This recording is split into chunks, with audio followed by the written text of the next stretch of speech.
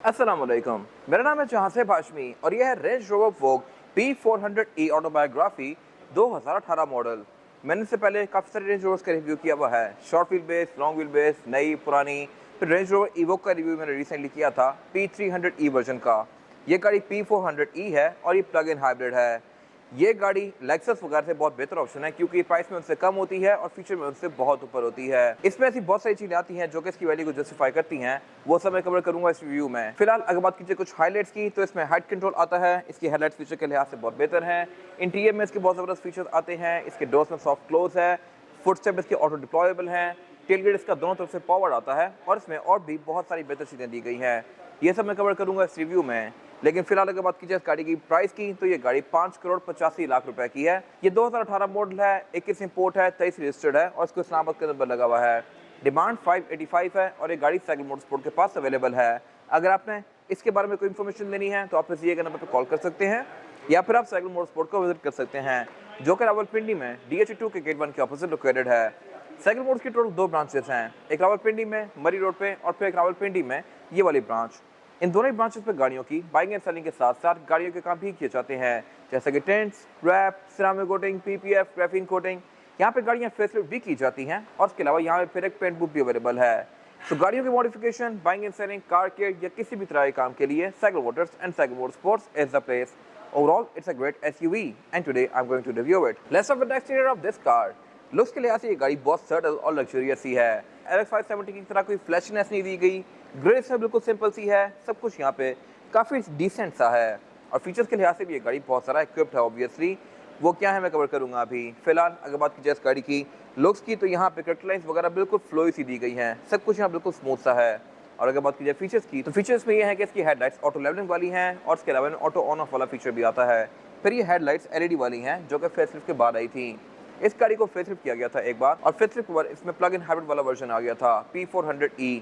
इसकी ग्रिल का जो काफ़ी बड़ा सारा पोर्शन है ये बंद है और इसकी वजह यह है कि ये पोर्शन आप ओपन करके यहाँ पे इसका चार्जर लगा सकते हैं। ये गाड़ी आप चार्जर से चार्ज करेंगे और फिर आपको एवरेज बहुत नेक्स्ट लेवल देगी। बाकी इसके अलावा जो ये हेडलाइट्स हैं इसमें काफ़ी स्ट्रॉन्ग DRL दी गई हैं, रेंज रोवर के सिग्नेचर DRLs। और इसके अलावा बाकी फिर यहाँ पे नीचे हेडलाइट वॉशर भी दिए गए हैं। नीचे पर यहाँ पे कुछ और भी लाइट्स दी गई हैं और इसमें फिर पार्किंग सेंसर्स भी आते हैं फ्रंट पे और यहाँ साइड्स तक आते हैं, तो आपको साइड्स के ऑब्स्टिकल भी इंडिकेट करेगी। फिर इसमें ऑब्वियसली रडार भी आता है, एडाप्टिव क्रूज कंट्रोल आता है, वाइपर रेन सेंसिंग है। ऊपर यहाँ पे कुछ और सेंसर्स दिए गए हैं जो कि मैं कवर करूँगा आगे। और इसकी विंड स्क्रीन भी थोड़ी डिफरेंट है as compared to simple cars. इसके बीच में काफ़ी पतली सी लाइन्स दी गई हैं जो कि अगर आप गौर करें तो आपको नजर आएंगी। इसका क्या पर्पज़ है आई एम नॉट श्योर, अगर आपको पता है तो कमेंट्स में मेंशन कीजिएगा। बाकी इसके अलावा इसके जो ये ए पिलर्स हैं ये बिल्कुल स्ट्रेट हैं और विंड स्क्रीन भी इसकी बिल्कुल सीधी ही है। हर रेंज रोवर में ये ऐसी ही आ रही है। इसके बाद अगर बात की जाए गाड़ी की साइड प्रोफाइल की, तो यहाँ भी सब कुछ काफ़ी सटल और सिंपल सा है। कट लाइन्स यहाँ पे शार्प दी गई हैं लेकिन सिर्फ एक ही, बाकी सब कुछ यहाँ बिल्कुल स्मूथ और फ्लोई सा है। अगर बात की जाए इसकी इस साइड की, तो यहाँ पे जो ये वाला एरिया है ये इसका बॉडी कलर में ही है। कुछ गाड़ियों में ये सिल्वर आता है, कुछ में गोल्डन सा आता है, आप इसको कॉन्फ़िगर करवा सकते हैं। और इसके अलावा रिम भी इसमें स्टैंडर्ड ही हैं, इसमें बड़े रिम भी ऑफर होते हैं और ये वैसे सिल्वर हैं, आप इसमें ब्लैक डॉट रिम्स भी ले सकते हैं। बाकी इसके बोनट की जो फिटमेंट है ये भी काफ़ी डिफरेंट है as compared to mostly SUVs। और अगर बात की जाए फीचर्स की, तो फीचर भी इसमें अच्छे दिए गए हैं। इस तरह से कि इसके साइड मिरर रिट्रैक्टेबल हैं, एडजस्टेबल हैं, इनमें ऑटो का फीचर आता है, इसमें ब्लाइंड स्पॉट मॉनिटर भी दिए गए हैं, ये गाड़ी ऑटो डिमिंग वाला फीचर भी ऑफर करती है। फिर नीचे यहाँ पे एक कैमरा दिया गया है जो कि आपको इस गाड़ी का 360 डिग्री व्यू भी देता है। बाकी विंडोज़ के आसपास इसमें जो ये फ्रिल्स हैं ये ब्लैक आउट हैं, कुछ गाड़ियों में ये सिल्वर आती हैं। और इसके अलावा इसके स्मार्ट एंट्री भी चारों ही डोर्स में आती है, चारों ही डोर से मैं इसको लॉक अनलॉक कर सकता हूँ। फिर डोर खोलने पे ये गाड़ी फुट से डिप्लॉय करती है, ये भी एक काफ़ी इंटरेस्टिंग चीज़ है। और अगर आपने वीडियो यहाँ तक देख लिया है और आपको ये वीडियोस पसंद आती हैं तो इस स्पेसिफिक वीडियो को लाइक ज़रूर कीजिएगा और मेरा चैनल सब्सक्राइब भी कर लीजिए। अब कंटिन्यू करते हैं इस वीडियो को। ये साइड स्टेप जो है डोर खोलने पे तो ये ओपन होता है, लेकिन ऐसा नहीं है कि अगर यहाँ मेरी टांग होती है इसको तोड़ देगा, ये लग के वापस चला जाएगा लाइक दिस। और इसके अलावा आप इनको अंदर से इनेबल डिसेबल भी कर सकते हैं। फिर इसमें सॉफ्ट क्लोज भी आता है, यानी कि इसके डोर को अगर मैं आधा बंद करूँगा तो ये बाकी खुद बंद होगा। ये मेरे ख्याल से काफ़ी अच्छी चीज़ है। और इसके अलावा इसमें एंट्री एग्जिट भी आसान है, डेफिनेटली साइड स्टेप की वजह से। इसके साथ आपको यूज़ होने में थोड़ा सा टाइम लगता है, कुछ लोग दरवाज़ा खोलते साथ ही नीचे उतर जाते हैं और फिर आकर उनको टांग पे लगता है, बट ऑब्वियसली एक दो दिन में आपको इसकी आदत हो जाएगी। इसके अलावा ये गाड़ी शॉर्ट व्हील बेस वर्जन है, इसमें एक लॉन्ग व्हील बेस वर्जन भी आता है, मैंने उसके रिव्यूज़ ऑलरेडी किए हुए हैं। एक सेम कलर कॉम्बिनेशन में कार भी थी, उसका रिव्यू मैंने किया हुआ है, मैरून ऑन रेड।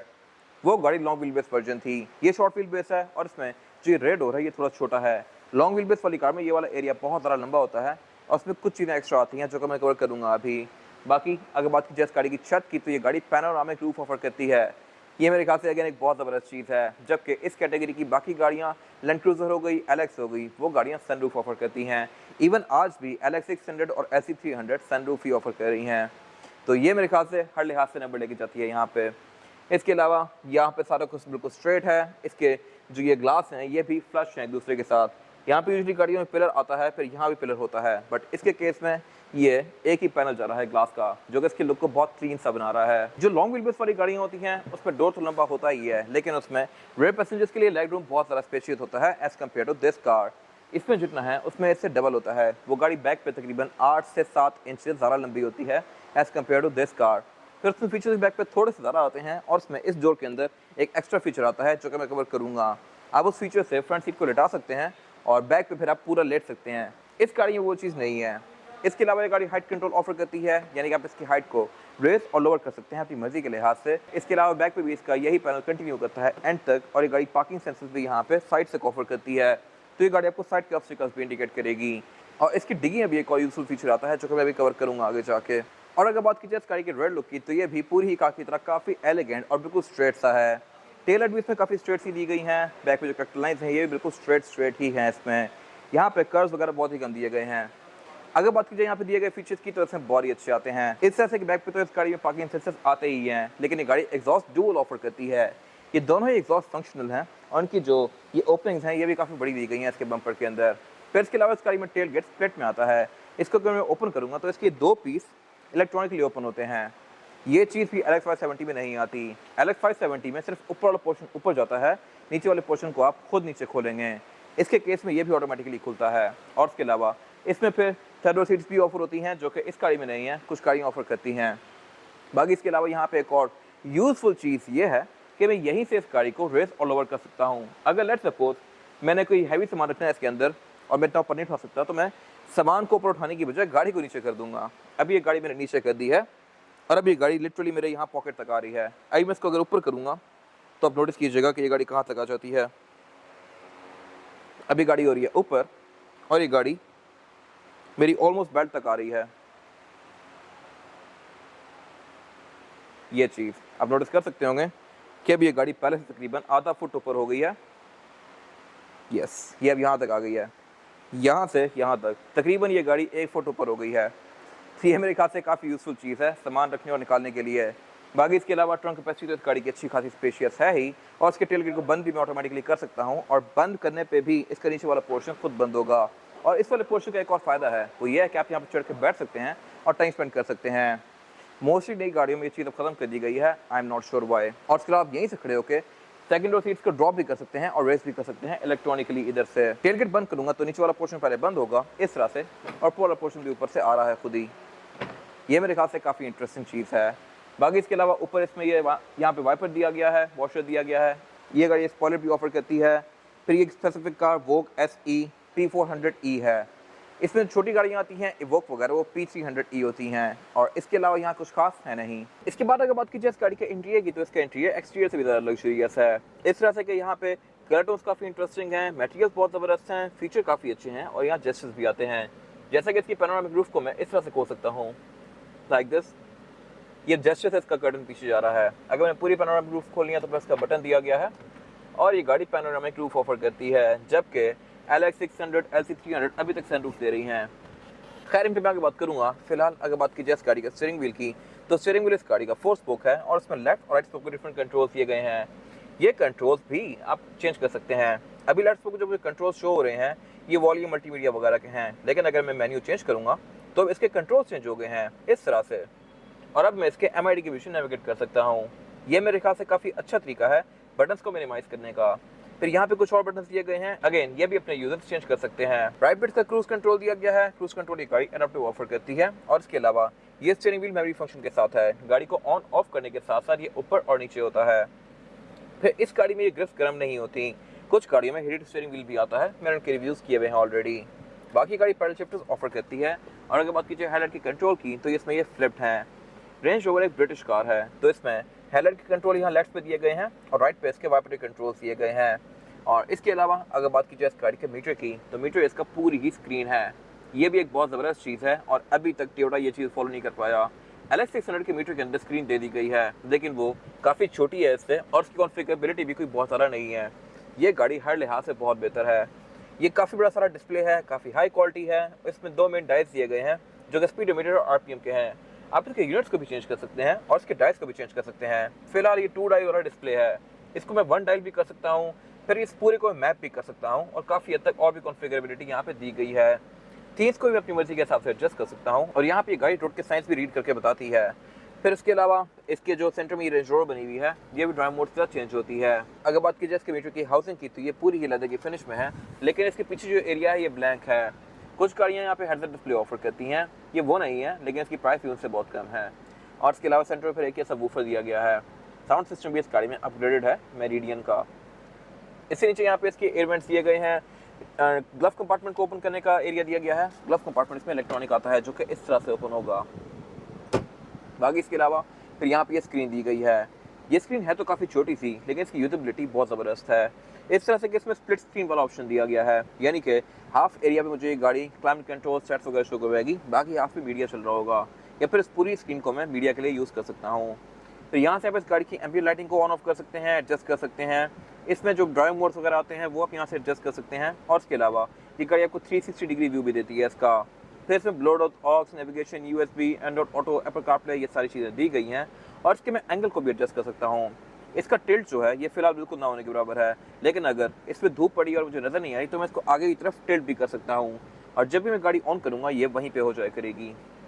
ये मेरे ख्याल से काफ़ी अच्छी चीज़ है।